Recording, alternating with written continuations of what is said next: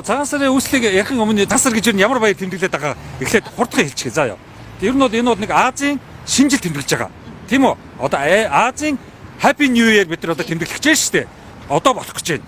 Тийм Азийн шинжил. За энэ бол яг юу гэдэг утгаараа түүхийн гэдэг утгаараа зан заншлын гэдэг утгаараа Азчуудын утгаараа Азчуудын баяр шүү.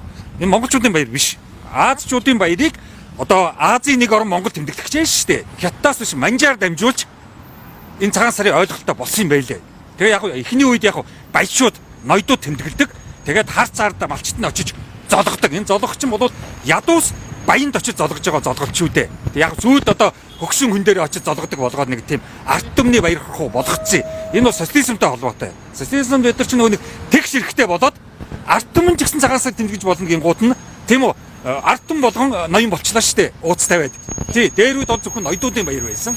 За сүүлдээ эн чинь бүр зурхаачдын баяр болж таарад зурхаачд давмгаалж яснаа одоо сүүлийн үед лам нар дамгаалаад баргаж гандангийн баяр шиг болчлоо.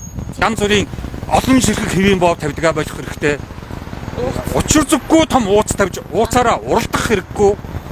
Тэрний оронд бид нар яг гэр бүлийн ойрын хүмүүс суглараад жилдээ нэг уулздаг, ажил төрөл амьдрал ямар байна уу нэг нэгийг зүссээрээ харалцаж амьд мэнд байгаагаа нэг харалцаад эрүүл явж байгаагаа харалцаад тэгээд ерөнхийдөө тэр нэг жилээ сайхан тэр гэр бүлийнхэн үдээд тэгээд тэр оройд их гоё амттай хоол хийж иддэг.